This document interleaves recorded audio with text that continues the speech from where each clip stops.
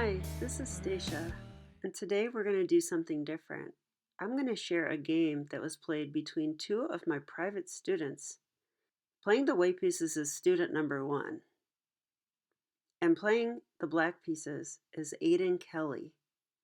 Aidan is rated about 300 USCF currently, and I suspect that he's currently underrated. I would put him more at about 500 USCF. I arranged this match between Aidan and my other student because they're about the same level, and I thought it would be a good learning experience. Okay, e4 was played, and Aidan responded with e5, an excellent move. White would like to play d4, and Aidan stopped that move by playing e5. Knight f3 attacking his pawn, and Aidan defended. Now knight c3, and Aidan played knight f6, developing his knight to a good square. Bishop c4. And so far, we have a fairly common variation that I see in scholastic tournaments. This is the four knights game, the Italian variation. Called the Italian because the bishop is occupying the Italian diagonal,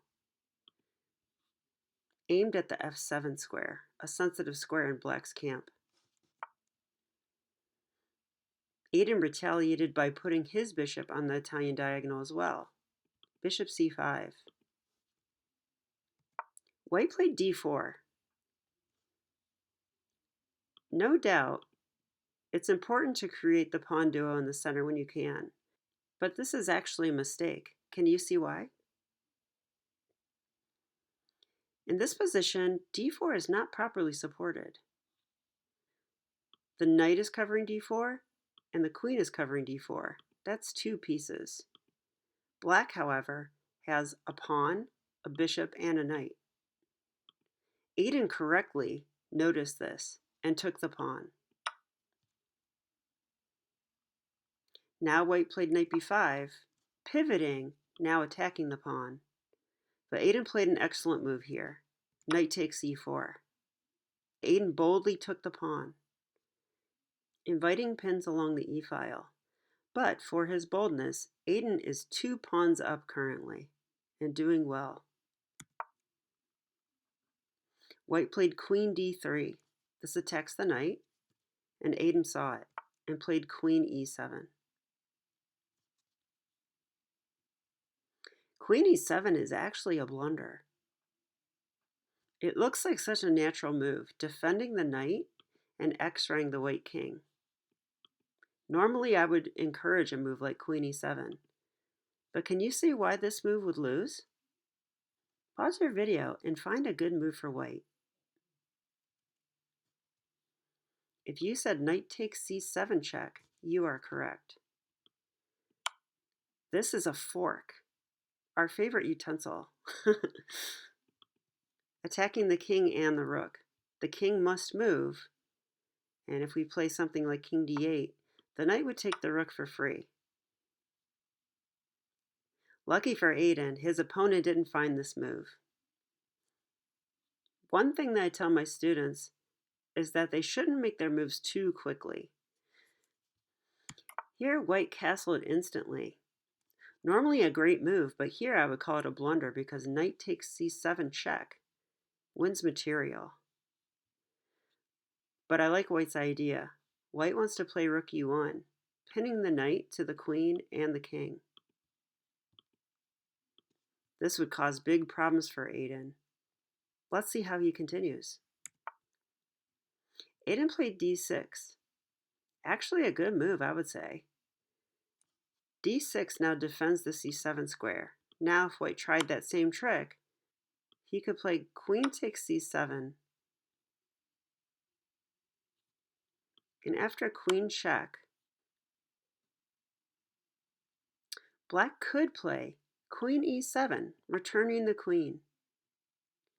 And now if white wanted to simply take, we could take with the knight. I think the game is still about even. So for that reason, knight takes c7 is no longer a good move. Instead, I like the move that white played, the most challenging move, rook to e1. Now a lot of things are lined up on the e-file. This is big trouble for Aidan's king on e8 and the black queen. Aidan played bishop f5, developing his bishop to a good square. Here white found a very testing move.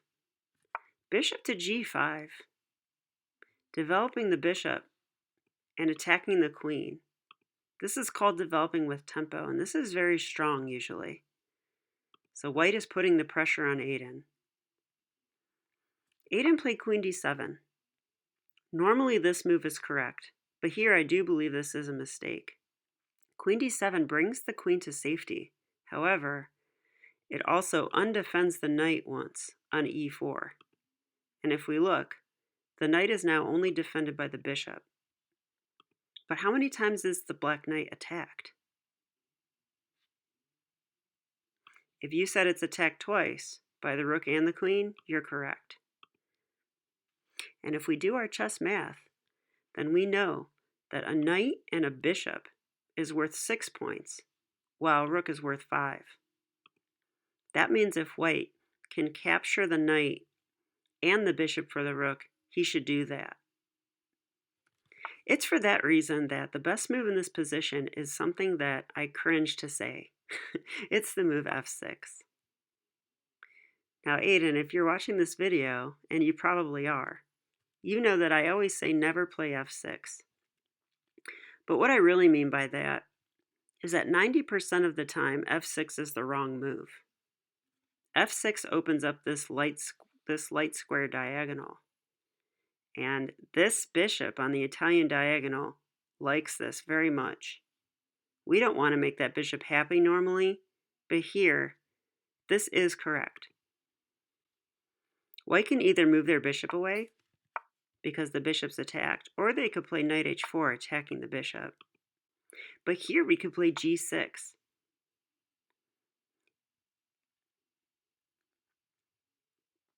The reason we can push pawns in front of our king is because we're actually not going to castle kingside anymore. Now the king is going to castle on the queen side, and that justifies this plan. So let's see what happens. White took the knight with check, the best move in the position. Aidan took the rook, and now queen takes e4 check. King f8, Aidan played. There really is no better move. If he tried to block with the queen, the bishop is still guarding the e7 square. And if he tried to block on the e6 square, that's also guarded. So Aidan found the best move, king f8. In this position, if it was two grandmasters playing the game, I would say that white is winning. White is up material, and white has very active pieces, meaning that pieces are on good squares. White is also only one step away from having their last piece enter into the game. While black has some problems to solve. Black's rook on h8 wants to join the fun, but it's currently blocked by the king on f8. Let's see what Aidan does. b4 was played by white. An interesting move. White noticed that this bishop is defending the d-pawn. Aidan took the pawn, which I believe is best. And now white's idea was that now the d-pawn is undefended. Aidan took back, and now queen takes d4. And now Aidan played f6. f6 makes a lot of sense in this position. I think Aidan correctly wants to bring his king to the f7 square so that his rooks can come and join the fun. However, f6 is actually a blunder here. White could play bishop takes f6. Very interesting move. The point is that we can't really take back because queen takes f6 check. This actually attacks the king and the rook. Also, the king can't come forward. All these squares are guarded by the queen. If we try to block the check with queen f7, that would lose because the bishop is guarding, and white would play queen takes f7 checkmate. So this actually poses a lot of problems for black. But finding this sacrifice in a 10-minute game is not so easy, and white moved their bishop away. Usually this would be the correct move. a6. Aidan's going to start a pawn avalanche. The knight's attacked. He moves away. c5. The next pawn comes up attacking the queen. The queen must move away. The queen went to d3. Aidan now traded on c3, brought the rook over, and after g3, played b5, continuing the avalanche. This move d5 sets a little trap.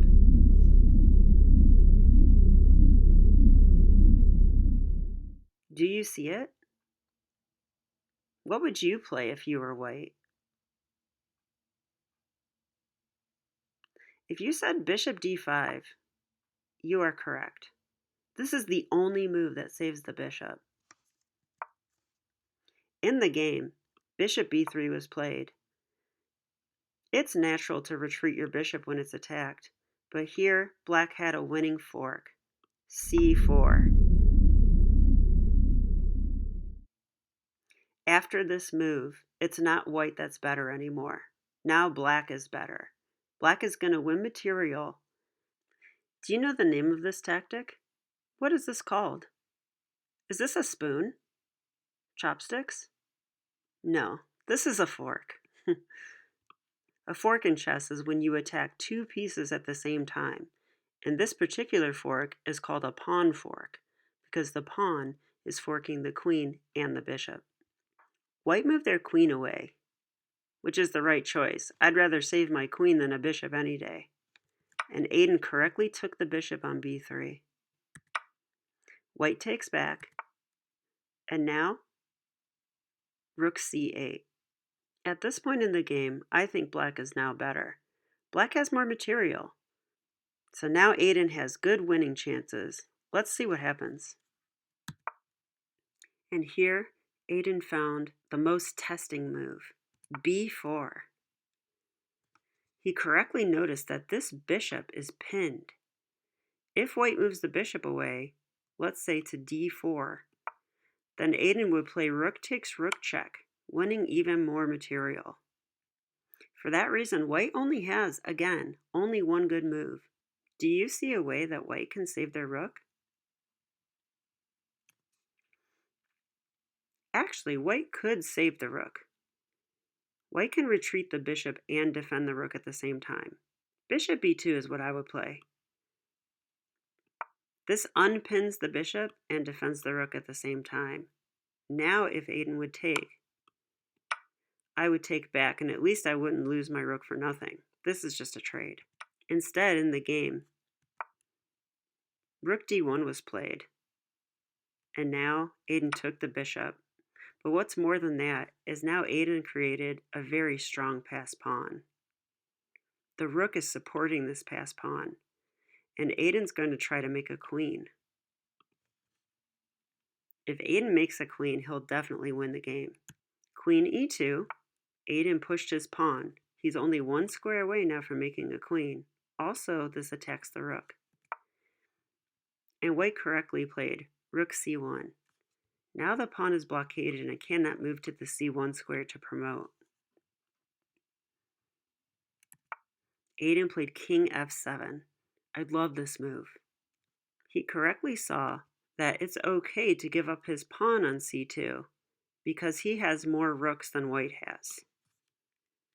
And by taking this pawn, white is forced to trade rooks. That means in the resulting position, black is going to have a queen and a rook, while white only has a queen. White played rook takes c2. Aidan took the rook, queen takes c2, and now rook e8. Notice this is a menacing rook. Queen c1 was played. And now I really like Aidan's next move. Queen h3. This move traps the white king on the back rank. That king is going to have a hard time escaping. f4, making a square for the king on f2. And now, rook e2. And now the threats are huge. I thought maybe Aidan was going pawn hunting, wanting to collect a pawn on a2, but Aidan had bigger things in mind. White thought the same thing and played a4, but guess what Aidan played now? Yeah, queen takes h2 check, king f1, and queen f2 checkmate. So I'd like to congratulate Aidan. This was the turning point in his match. It was his first win of the match. And after this, he won the next 3 games in a row. It was his tenacity and his use of a pawn avalanche that secured him the victory.